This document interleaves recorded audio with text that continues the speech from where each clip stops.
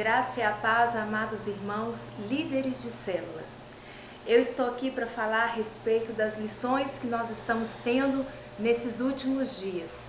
Eu estou no Espírito Santo aproveitando esse feriado, mas sem deixar de lado a nossa responsabilidade de ensinarmos e de anunciarmos o Evangelho.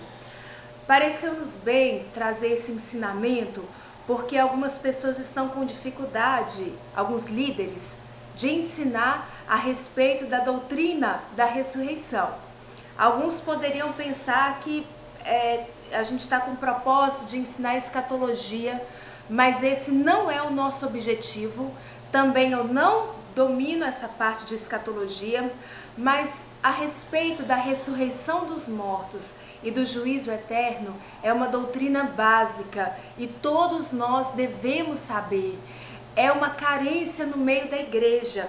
Já era para estarmos espertos nesse assunto, para dominarmos, para conhecermos, mas infelizmente não é o que tem acontecido. Por isso brotou no meu coração o desejo de ensinarmos a respeito dessa doutrina básica. E eu trouxe alguns versículos para vocês para poder fundamentar, a escolha do nosso tema. Nós já tivemos 2 lições, vamos ter ainda mais 2 lições para concluir esse tema. Eu deveria ter feito esse estudo antes, essa gravação antes, mas infelizmente não teve tempo, mas eu sei que agora vai ser de grande proveito para todos nós. Para começar, eu queria que vocês lessem comigo em Hebreus, capítulo 6. A maioria dos líderes de célula já estiveram em algum seminário. Então vocês sabem a respeito da doutrina básica da Bíblia. Eu só quero trazer à memória, refrescar, para que a gente possa respaldar nisso todo o nosso estudo sobre o último dia. Amém? Hebreus, vamos começar do capítulo 5, versículo 11 em diante. Diz assim: a esse respeito, temos muitas coisas que dizer, difíceis de explicar, porquanto vos tendes tornados tardios em ouvir. Pois com efeito, quando devíeis ser mestres, atendendo ao tempo decorrido, tendes novamente necessidade de alguém que vos ensine de novo quais são os princípios elementares dos oráculos de Deus. Assim, vos tornastes como necessitados de leite e não de alimento sólido. Ora, todo aquele que se alimenta de leite é inexperiente na palavra da justiça, porque é criança. Mas o alimento sólido é para os adultos, para aqueles que pela prática têm as suas faculdades exercitadas para discernir não somente o bem, mas também o mal. Capítulo 6, versículo 1, é a continuação do contexto. Por isso, pondo de parte os princípios elementares da doutrina de Cristo, deixemo-nos levar para o que é perfeito, não lançando de novo a base do arrependimento de obras mortas, da fé em Deus, o ensino de batismos, a imposição de mãos, a ressurreição dos mortos e o juízo eterno. Isso faremos se Deus permitir. Então, nosso primeiro fundamento para a gente alicerçar o nosso ensinamento da célula sobre o último dia é que isso faz parte da doutrina básica da Bíblia. Nós vimos que são 6 alicerces para nós fundamentarmos a doutrina básica, ou seja, todo cristão deveria saber, deveria dominar, para que aí, crescendo nos 6 conhecimentos, se tornasse um edifício perfeito para a glória de Deus. Mas nós temos visto a carência nesses últimos 2 pilares. Os primeiros 2 pilares, arrependimento e fé em Deus, diz respeito ao novo nascimento, quando nós aceitamos a Jesus como Senhor e Salvador. Os outros 2 pilares, que é a respeito do ensino de batismos e da imposição de mãos, são ensinamentos que é sobre o decorrer da vida cristã, como nós devemos ser cheios do Espírito Santo, o batismo no corpo de Cristo, que é o novo nascimento, e nós já aprendemos sobre isso, não é? e também sobre a imposição de mãos para sermos curados, para tudo que tocarmos ser prósperos. Isso diz respeito à nossa vida contínua cristã. Agora, os dois últimos pilares, que são a ressurreição dos mortos e o juízo eterno, diz respeito não à nossa vida agora, mas ao nosso futuro. E conhecermos sobre o nosso futuro nos traz esperança. A vida de um crente em Cristo é uma vida pela fé. Nós vivemos pela fé. A gente não usa fé quando a gente precisa. Não, nós vivemos pela fé. E tudo que diz respeito a esse tempo nesta terra, nós usamos a fé. Agora, sobre a esperança, não diz respeito às coisas dessa terra. A esperança em Cristo fala sobre coisas futuras, sobre eventos que estão por vir para nós, a igreja. E isso não tem que trazer temor, isso não tem que trazer medo, pelo contrário, isso deve acender em nosso coração uma esperança acerca do nosso futuro. Diz respeito ao meu futuro e ao seu futuro. Por isso da importância de aprendermos sobre a ressurreição dos mortos e sobre o juízo eterno. O segundo fundamento para que nós possamos aprender sobre esses ensinamentos se encontra em Pedro. E eu queria que vocês abrissem comigo em 1 Pedro, capítulo 3, versículo 15. Nós estamos vendo por que a gente precisa saber ter esse estudo, até para novos convertidos. Eu tenho ciência, eu também sou líder de célula e eu sei que nós temos novos convertidos nas células, até pessoas que não são convertidas. Mas para os novos convertidos é um ensinamento básico, saber sobre a ressurreição dos mortos e o juízo eterno. Por isso da importância. 1 Pedro capítulo 3, versículo 15 diz assim: Antes, santificai a Cristo como Senhor em vosso coração, estando sempre preparados para responder a todo aquele que vos pedir razão da esperança que há em vós, fazendo-o todavia com mansidão e temor, com boa consciência, de modo que, naquilo em que falam contra vós outros, fiquem envergonhados os que difamam o vosso bom procedimento em Cristo. Então, o que eu quero me fundamentar aqui é o final do versículo 15, que diz que é para nós estarmos preparados para responder a todo aquele que vos pedir razão da esperança que é em vós. Quando alguém chega para um novo convertido, ou até mesmo para nós que somos líderes de célula, e pergunta sobre a nossa esperança, será que nós estamos preparados para falar acerca do nosso futuro, acerca dos eventos vindouros?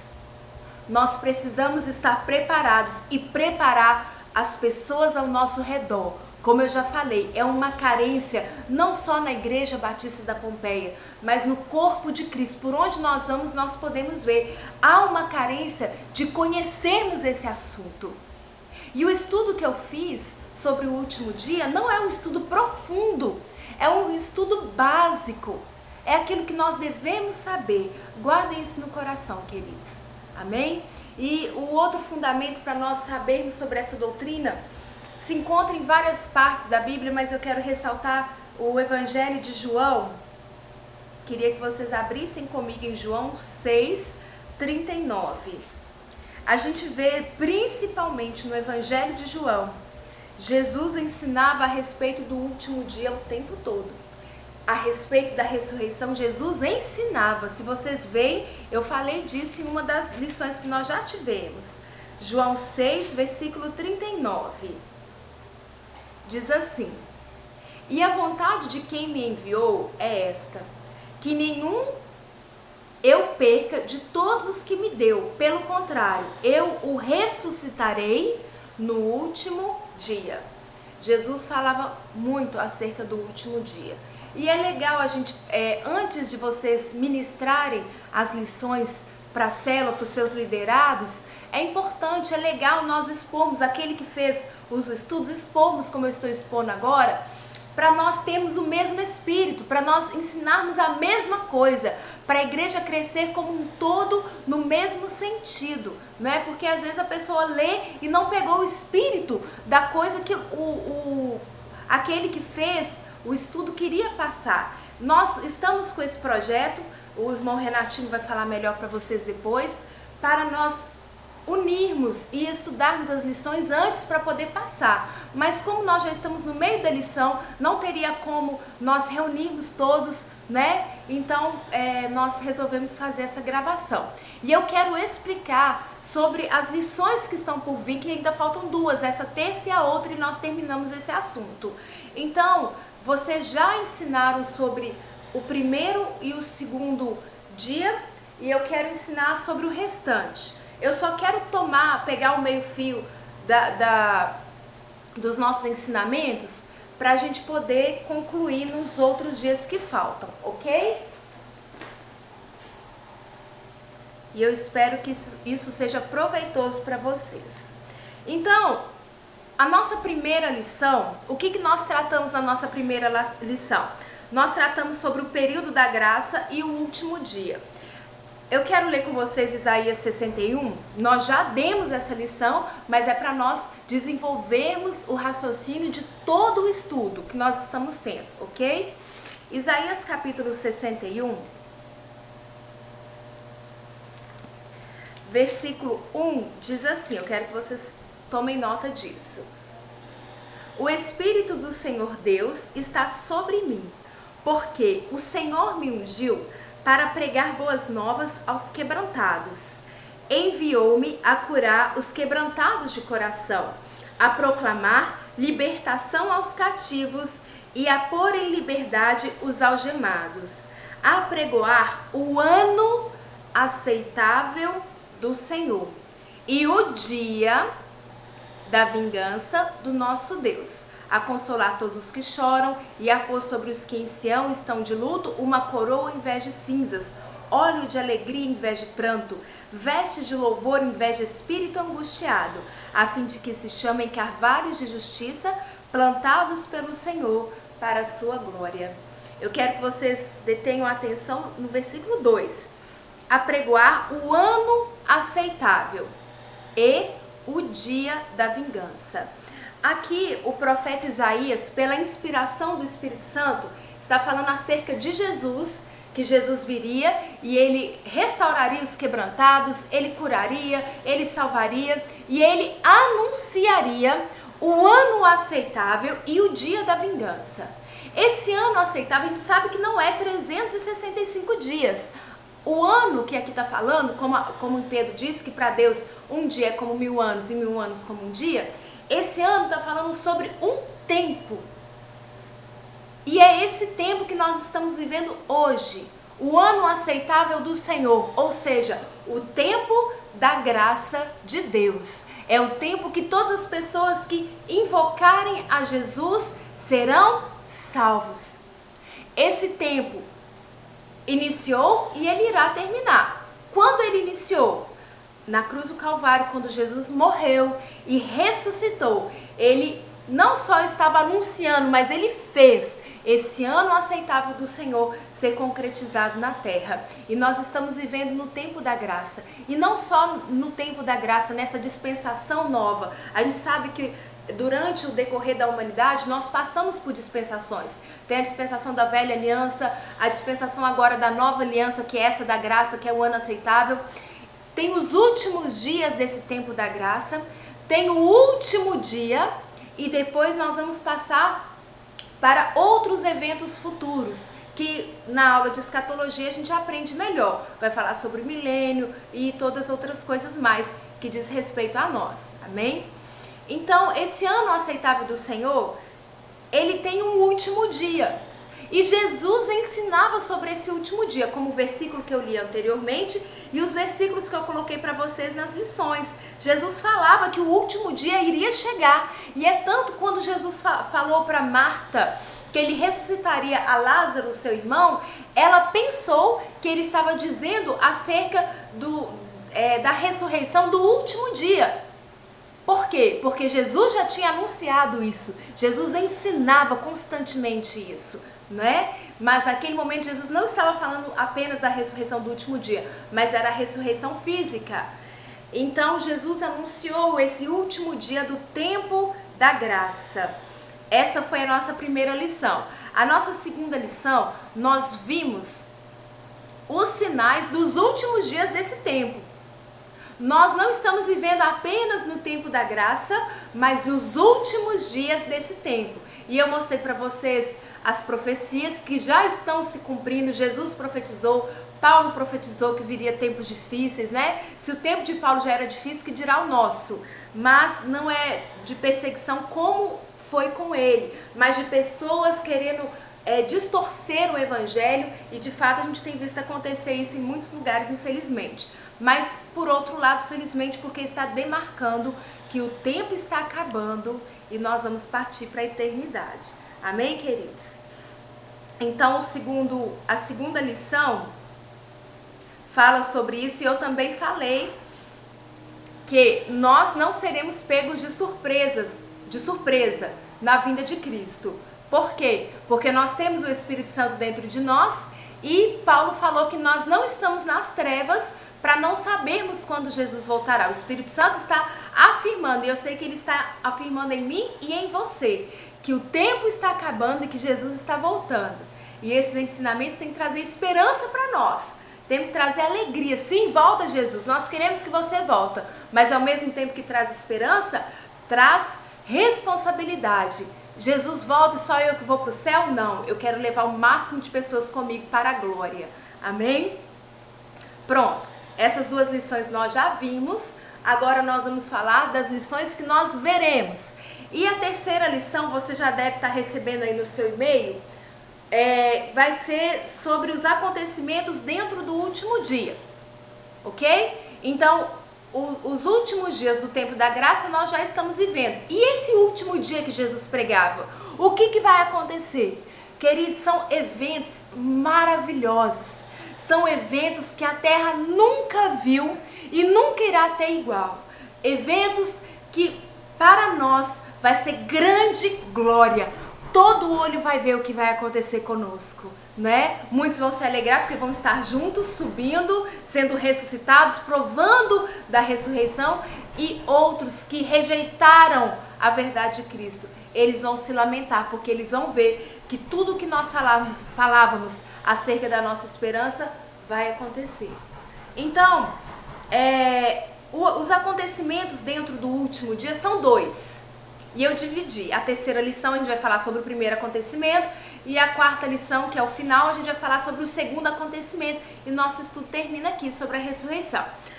Eu quero explicar então o primeiro acontecimento dentro do último dia. E o primeiro acontecimento é a ressurreição dos mortos. Eu coloquei para vocês assim, vocês vão ler no seu estudo. Lemos em João 6,40 que todo o que crê em Jesus, além de receber a vida eterna no seu espírito, será ressuscitado no último dia. A ressurreição faz parte da doutrina básica cristã, ou seja, todo cristão deveria saber sobre ela. Amém? Então eu vou falar com vocês o que nós já aprendemos nas doutrinas básicas da Bíblia, mas para recapitular, para vocês poderem ensinar os outros. Que existe na Bíblia 3 tipos de ressurreição. A primeira ressurreição é a ressurreição física, é a mera ressurreição física, é aquela que nós vimos que Lázaro experimentou, Dorcas lá em Atos experimentou pelas mãos de Pedro, o filho da viúva de Naim, ele experimentou, e nós vimos também grandes homens de Deus como Smith Wigglesworth fazendo mortos ressuscitarem. Nós vimos também outros homens de Deus, T.L. Osborne, e nós podemos também ressuscitar os mortos, porque Jesus falou que no nome dele nós poderíamos fazer isso. Amém? Mas essa ressurreição, quando a pessoa morre e nós oramos e ela volta a ressuscitar, é uma ressurreição meramente física, ou seja, o corpo que ela tinha, ela continua tendo. O espírito apenas volta para o corpo continua sendo mortal, continua sentindo dores, é a ressurreição física. Esse é o primeiro tipo de ressurreição que a Bíblia trata. O segundo tipo de ressurreição é a ressurreição espiritual. Nós sabemos que o salário do pecado é a morte e todos pecaram. Todos morreram e todos carecem da glória de Deus. Quando nós temos um encontro real com Jesus Cristo, nosso Senhor e Salvador, nós o recebemos, naquele momento o nosso espírito nasce de novo. Essa é a ressurreição espiritual. O espírito estava morto no pecado e no delito, nós cremos em Jesus, pelo poder do Espírito Santo, o nosso espírito, ele nasce novamente. Essa é a ressurreição espiritual. E o terceiro tipo de ressurreição é a ressurreição dos mortos, é a ressurreição do último dia, é a ressurreição que está para acontecer, é o evento futuro que nós temos esperança em Cristo que acontecerá no último dia. E é sobre essa ressurreição do último dia que nós vamos ver. O que vai acontecer nessa ressurreição do último dia? A Bíblia afirma que nós teremos corpos transformados. Como nós podemos ler em 1 Coríntios 15, do 51 a 55, que diz assim: Eis que eu lhes digo um mistério, nem todos dormiremos, mas todos seremos transformados. No momento, num abrir e fechar de olhos, ao som da última trombeta, pois a trombeta soará, os mortos ressuscitarão incorruptíveis e nós seremos transformados. Paulo falava de nós porque ele tinha esperança que ele estaria vivo quando Jesus voltasse, né? Pois é necessário que aquilo que é corruptível se revista de incorruptibilidade e aquilo que é mortal se revista de imortalidade. Quando, porém, o que é corruptível se revestir de incorruptibilidade e o que é mortal de imortalidade, então se cumprirá a palavra que está escrito: a morte foi destruída pela vitória. Onde está a morte? A sua vitória? Onde está a morte? O seu aguilhão. Então, queridos, nós sabemos pela palavra de Deus que Jesus Cristo, ele destronou os principados e potestades ali na cruz do Calvário e os expôs publicamente. E pela palavra também sabemos que existe um inimigo que ainda está solto, que é a morte, o espírito da morte, e ele será o último inimigo a ser posto debaixo dos pés de Jesus. E nós somos os pés de Jesus, nós somos a igreja, amém? O corpo de Cristo. Então, o inimigo será os inimigos serão postos debaixo dos nossos pés e a morte não terá mais domínio. Porque quando a gente recebe Jesus como Senhor e Salvador, o nosso corpo físico ainda morre. Não tem nenhum cristão aí vivendo eternamente com o corpo físico dele, não. Porque o espírito da morte vai ser o último inimigo a ser posto debaixo dos pés de Cristo. Amém? Nosso corpo corruptível será revestido pela incorruptibilidade. Será transformado, né? E a gente vê que mesmo na época de Jesus, existiam aqueles saduceus que não criam na ressurreição e batiam de frente com Jesus. E Jesus anunciava: sim, existe a ressurreição? Sim. E como garantia dessa ressurreição, ele colocou através do Espírito dele em Efésios 1,14, e eu vou ler para vocês na versão viva, que fala claramente que nós temos uma prova dos bens vindouros. Essa prova já está dentro de nós e ela chama Espírito Santo. Olha que glória! Sua presença em nosso íntimo é a garantia de que Deus realmente nos dará tudo quanto prometeu. E o sinal do Espírito sobre nós significa que Deus já nos comprou e que Ele garante levar-nos para si mesmo. Esta é justamente mais uma razão para que louvemos ao nosso glorioso Deus.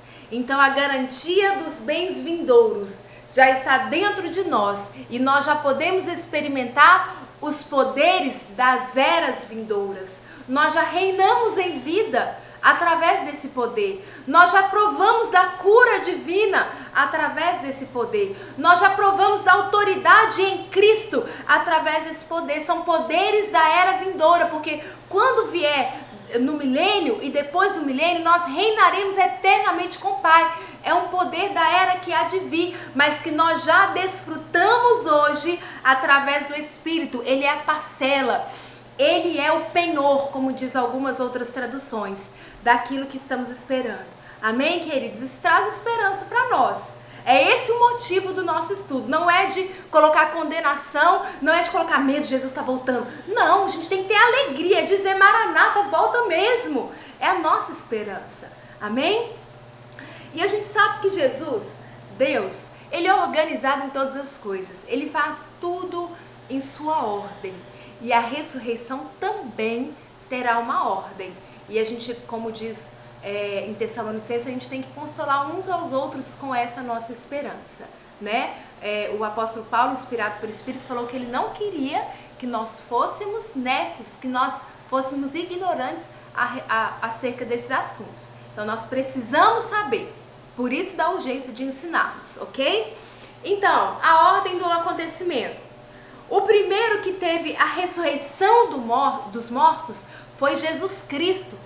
Quando Jesus morreu, e a Bíblia fala que ele é o primeiro a ressuscitar dos mortos, ou seja, a primícia, a Bíblia não está falando de uma mera ressurreição física, porque antes dele, outros já tinham experimentado a ressurreição física, como nós já vimos, Lázaro, o filho da viúva de Naim, outras pessoas na velha aliança já tinham experimentado a ressurreição física, então ele não poderia ser o primeiro a ressuscitar dos mortos na mera ressurreição física. Quando a Bíblia afirma que ele foi a primícia da ressurreição, está dizendo sobre a ressurreição dos mortos, aquela que teremos o corpo transformado, o corpo tragado pela incorruptibilidade, porque até então nossos corpos são corruptíveis, né? E nós podemos preservá-lo através da palavra de Deus, sendo curados pela palavra, sendo fortalecidos, sendo reanimados pela palavra de Deus, amém? Então, primeiro foi Jesus, ele já experimentou, sendo ele a primícia de todas as coisas, não só da ressurreição. Em segundo lugar, ressuscitarão os mortos em Cristo. Então, quando chegar o dia que nós chamamos de arrebatamento, Jesus já experimentou essa ressurreição. Os mortos que estão em Cristo, aonde tiver o corpo deles, dada a voz do Senhor Jesus, ressoada a última trombeta, pelo comando de Jesus que mandou o anjo soou a trombeta, aonde estiver os corpos, eles vão ressuscitar. Se a mão de um estiver na China e o pé dele estiver lá no Brasil, aqui no Brasil, vão se encontrar pelo poder do Espírito Santo. Então, por isso que eu digo que vai ser um dia glorioso. E nós estaremos vendo isso, se nós ficarmos para o arrebatamento.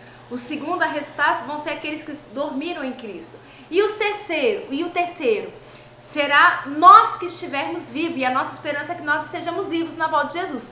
Para a gente ver tudo isso, né? Nós não ressuscitaremos como os mortos, porque o nosso corpo não experimentou da morte física. Se nós estivermos vivos quando Jesus voltar, o nosso corpo não experimentou da morte física. Porém, será um tipo de transformação do nosso corpo. A gente lê isso em 1 Tessalonicenses 4:17.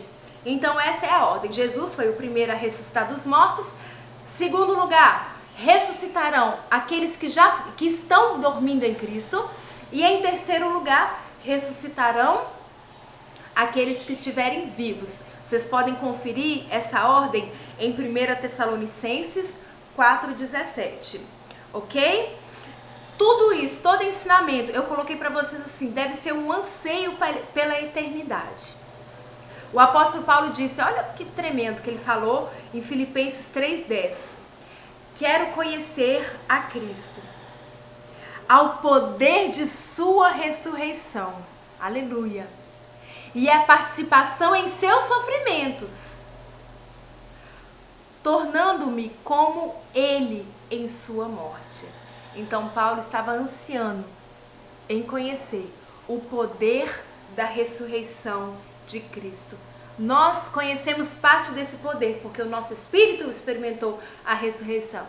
Mas nós ansiamos, anelamos pelo dia que os nossos corpos serão transformados e receberão o poder da ressurreição.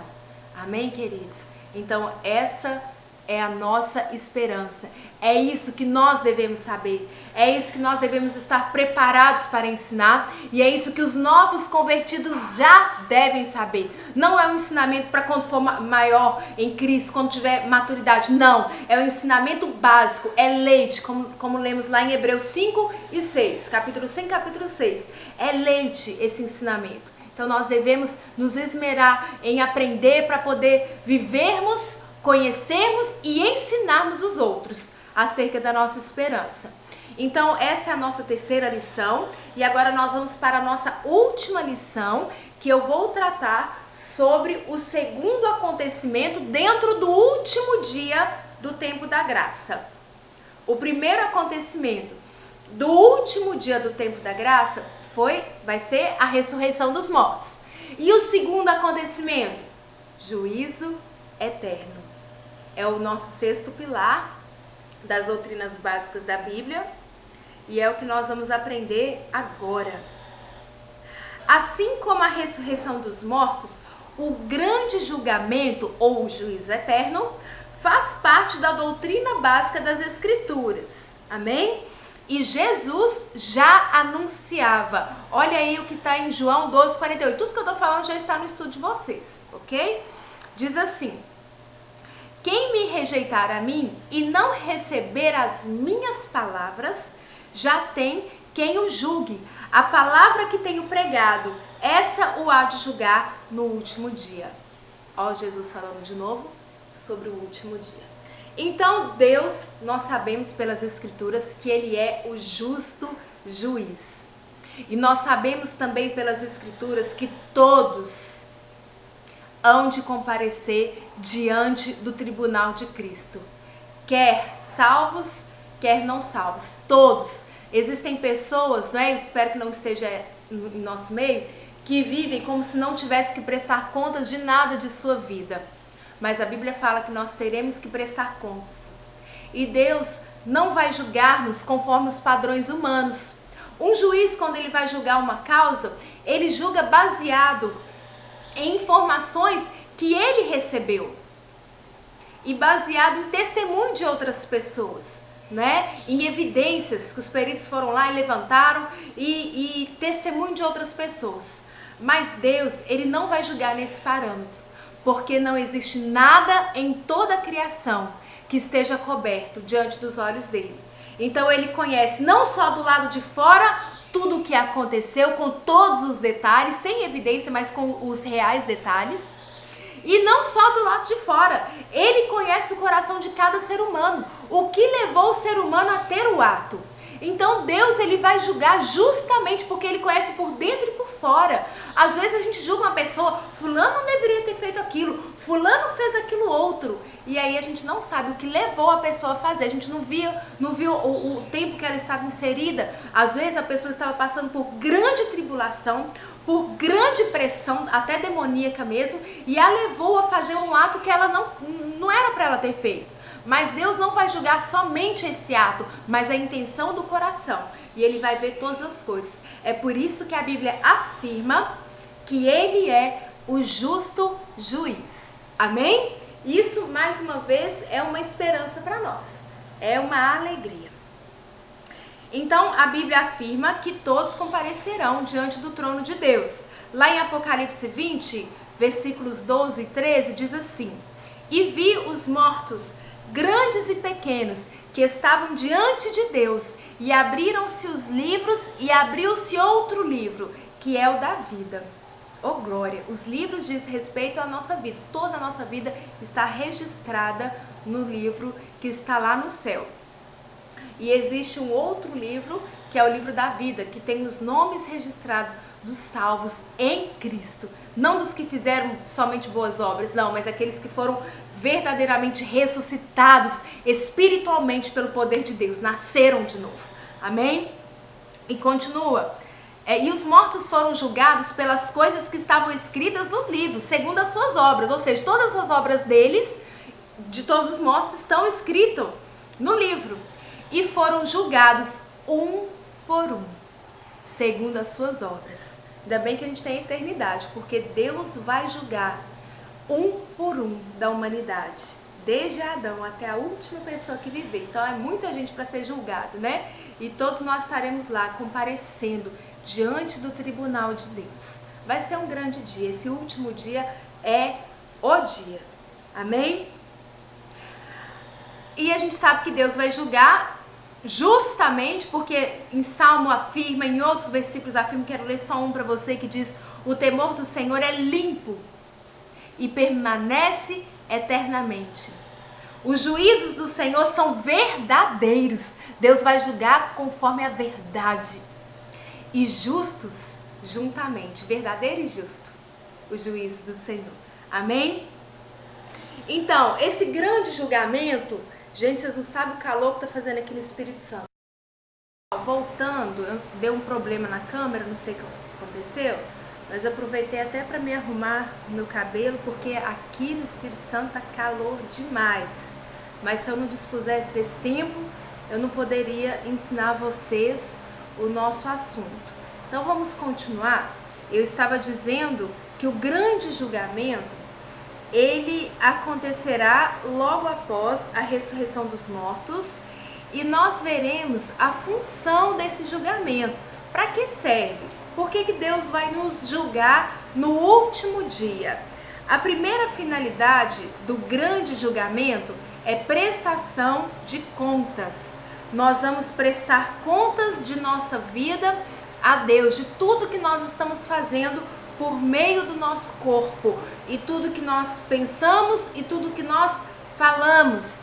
Todos irão prestar contas diante de Deus. Existem muitas pessoas que têm vivido como se não tivessem que prestar contas a ninguém. Isso é um engano. No último dia seremos cobrados por tudo o que fizermos por meio do nosso corpo e também pelas intenções do nosso coração. Então isso não é temor para nós, como nós já dizemos anteriormente, que Deus é justo juiz e Ele não julga somente fatos relatados. Ele julga porque Ele viu por dentro, por fora, a situação em que estávamos inseridos, e graças a Deus, aqueles que creem em Jesus não serão condenados. Aqueles que não creem que serão condenados. Nós estaremos prestando contas de nossa vida a fim de recebermos o nosso galardão, não para ver se nós vamos para o céu ou para o inferno. Não, quem recebeu Jesus e permanece nele, esse já não há mais condenação. Amém, queridos? O trono que nós enfrentaremos nesse grande julgamento é apenas para recebermos os nossos galardões. E essa é a segunda finalidade do grande julgamento: retribuir a obra de cada ser humano.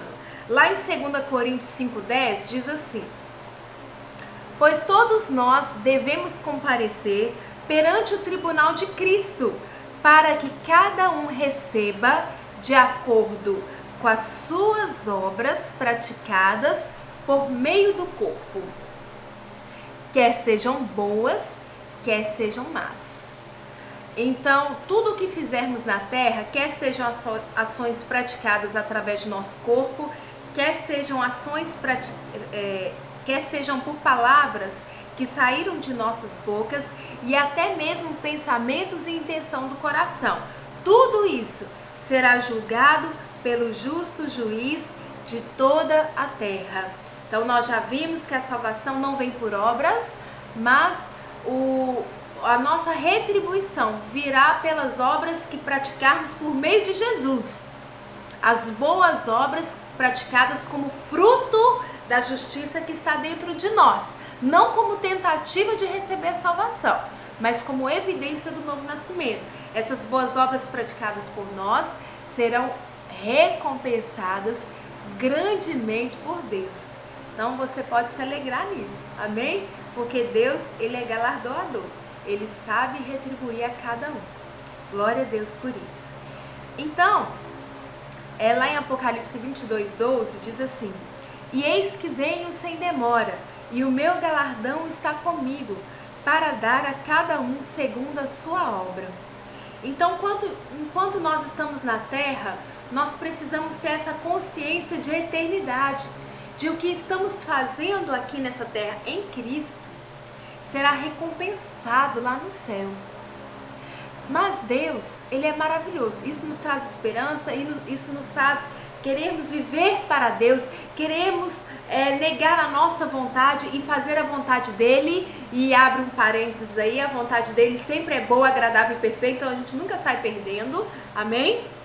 Mas Deus, ele não é um Deus muçulmano, que só retribui, né, que diz que vai retribuir só na outra vida. Não, o nosso Deus é um Deus que retribui plenamente aqui na terra e lá no céu. Então tudo que você faz em Cristo, eu volto a dizer, as boas obras em Cristo, boas obras fora de Cristo, vai no grande julgamento, vai ser dissolvida por meio do fogo. A Escritura diz lá em Coríntios 3, né? Mas todas as boas obras que nós fazemos em Cristo, por meio dele, estão sendo recompensadas nesta terra, glória a Deus por isso, e lá no céu também seremos recompensados. Então Deus recompensa de todas as formas, queridos. Viver para Ele, viver segundo a sua vontade, sempre vai ser útil, sempre vai ser bom, sempre vai ser perfeito para nós. Amém? Então, por isso que lá em Gálatas 6:9 diz assim: e não nos cansemos de fazer o bem, pois no tempo próprio colheremos, se não desanimarmos. E lá em 1 Coríntios 3:8 diz assim: ora, o que planta e o que rega são um, mas cada um receberá o seu galardão segundo o seu trabalho. É nesse trecho também que fala que as nossas obras passarão pelo fogo. Como assim? Deus vai queimar as boas obras? Não, é uma forma de dizer que serão provadas. Se as nossas boas obras estiverem em Cristo, com a intenção correta, nós receberemos o galardão. Se as nossas boas obras for simplesmente para nos autopromover, para aparecer, então essas obras serão queimadas por meio do fogo. Vocês podem ler 1 Coríntios 3, que lá diz sobre isso. E lá em Lucas 14:14, Jesus falando, né, sobre quando nós fazemos boas obras para as pessoas que não tem como nos recompensar, Jesus disse assim: e serão bem-aventurados, porque eles não têm que te recompensar, mas recompensado te será na ressurreição dos justos. Essa ressurreição do último dia que estamos falando. Então, Deus é maravilhoso, querido. Ele é galardoador. Ele é recompensador de tudo que nós fazemos, de noite que deixamos de dormir direito, por estarmos empenhados em oração, por estarmos empenhados em um projeto em Deus. Amém? Tudo isso vai ser recompensado, está sendo recompensado aqui na terra e vai continuar, vai ecoar pela eternidade. Aleluia. Eu coloquei para vocês assim: as recompensas que teremos na era que há de vir serão realmente maravilhosas. Entretanto, nosso Deus não recompensa somente no futuro. Toda boa obra feita nele, além de receber grandes recompensas no céu, também é recompensada enquanto estamos em vida nessa terra. Está lá em Mateus 19:29. Amém? Então, quando nós enfrentarmos o grande julgamento, nós não vamos temer. Ao contrário, a Bíblia afirma que nós devemos ter confiança, porque nós estamos nele, porque nós estamos em Cristo. E eu coloquei assim para vocês: nós que estamos em Cristo, não precisamos temer o dia do julgamento, como era pregado antigamente nas igrejas. Cuidado, irmão, o grande julgamento vai vir. Olha que você não vai para o céu. Não, a gente não precisa temer isso, pois esse dia não servirá para saber se vamos para o céu ou para o inferno. Jesus disse que aquele que crê nele não será julgado. Está lá em João 3:18.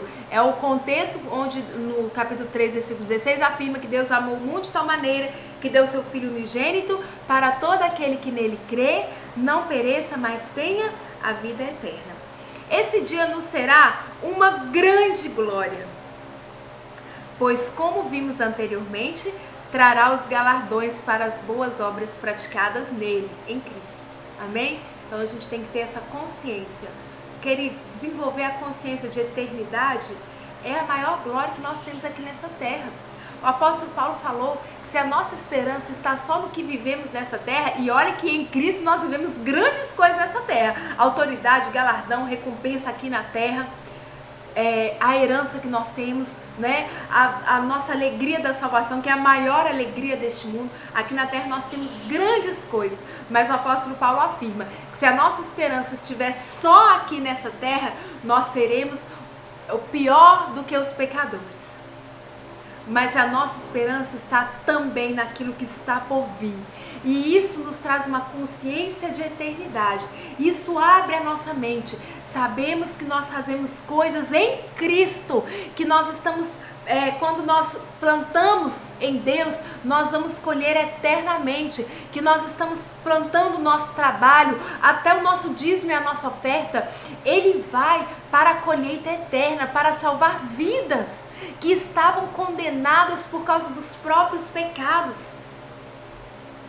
Uma vida é mais valiosa do que tudo, e tirar uma vida das garras de Satanás e fazê-las viver o que há em Cristo nessa terra e ainda trazer a esperança do que está por vir é maravilhoso, querido. Então, estudar sobre essas coisas tem que trazer em nós, tem que animar em nós a nossa esperança. Amém? Então, nós temos confiança em Deus. Como afirma 1 João, eu vou ler o capítulo 2, versículo 28, e depois eu vou ler o capítulo 4, versículo 17, que diz assim, o 2, 28. E agora, filhinhos, permanecei nele, para que quando ele se manifestar, tenhamos confiança e não nos afastemos envergonhados na sua vida. E o 4,17 diz assim, nisso é perfeito o amor para conosco, para que no dia do juízo tenhamos confiança, porque qual ele é, somos nós também neste mundo. Então você pode ter confiança hoje para entrar com intrepidez no Santo dos Santos, não por causa daquilo que você fez, mas pelo novo e vivo caminho, aberto pelo corpo de Cristo. Nós podemos entrar no Santo dos Santos com plena intrepidez e confiança, e não somente isso, no dia do julgamento nós também teremos essa confiança que vem daquilo que Jesus fez na cruz do Calvário, não daquilo que nós fizemos. Amém? Então o último dia, onde acontecerá esses dois grandes eventos, a ressurreição dos mortos e o juízo eterno, esse último dia não é para ser temido, não é para falar, não pode ensinar para o novo convertido, não, para não dar medo, não. Esse último dia é para ser ansiado por todos que aguardamos com grande expectativa o cumprimento dessa promessa. Amém? E eu coloquei para vocês aqui, através das Escrituras podemos ver que não existirá outro dia tão glorioso como aquele no qual ouviremos a voz do nosso amado Senhor nos dizendo, vinde, bendito de meu Pai, entrai na posse do reino que vos está preparado desde a fundação do mundo. Querido, se essa afirmação de Jesus não te trouxer esperança, você precisa provar do novo nascimento. Porque o que nós devemos anelar é ouvirmos Deus, Jesus falando conosco, vinde bendito de meu Pai, entrem para o gozo eterno.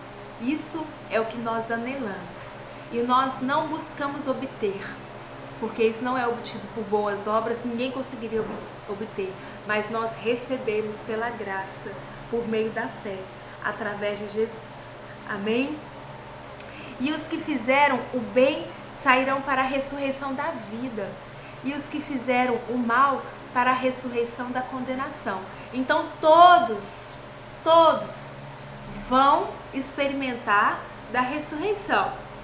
Mas os justos em Cristo experimentarão a ressurreição da vida. Nós estaremos diante do trono de Deus para julgar as obras que nós fizemos a fim de recebermos os nossos galardões. Essa é a ressurreição da vida.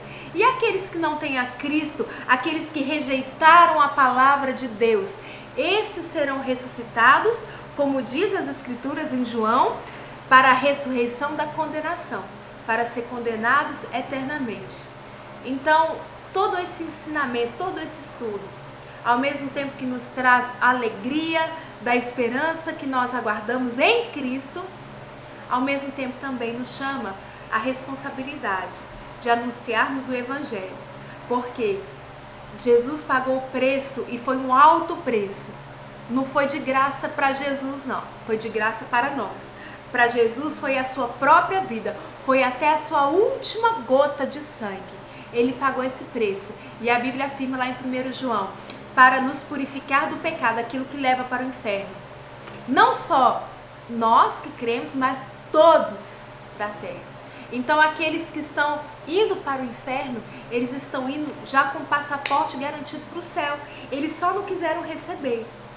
E é minha responsabilidade e sua anunciar o Evangelho, as boas novas, como diz lá em Isaías 61, a proclamar e anunciar aos quebrantados de coração, aos pobres, aqueles que estavam condenados à morte, que Jesus Cristo já pagou o preço e agora nós recebemos pela graça, por meio da fé no Filho de Deus. E como está escrito em Romanos 10, versículos 9 e 10, se com tua boca confessares a Jesus como Senhor, sendo Senhor de nossa vida, e em teu coração creres que Ele ressuscitou dentre os mortos, serás salvo.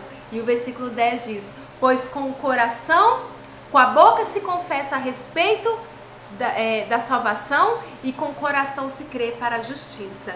Então, se você crê no poder de Deus que ressuscitou a Jesus dentre os mortos e confessa que Ele, não mais você é Senhor da sua vida, mas e nem o diabo, nem o pecado, que a gente sabe que quem está no pecado, o diabo que é o Senhor da vida dele, mas não, se você confessar que Jesus agora é Senhor da sua vida, você é salvo e o seu futuro é a eternidade em Cristo. O seu futuro é novos céus e nova terra. Amém, queridos? E eu coloquei assim, para concluir esse assunto, eu coloquei no estudo de vocês assim: a ressurreição dos mortos acontecerá para todos, justos e injustos. A diferença é que os justos serão ressuscitados para estarem para sempre com o Senhor, enquanto que os injustos, aqueles que não tiverem escritos no livro da vida, ressuscitarão para serem julgados e condenados para sempre. Quando a gente vê isso, a gente entristece.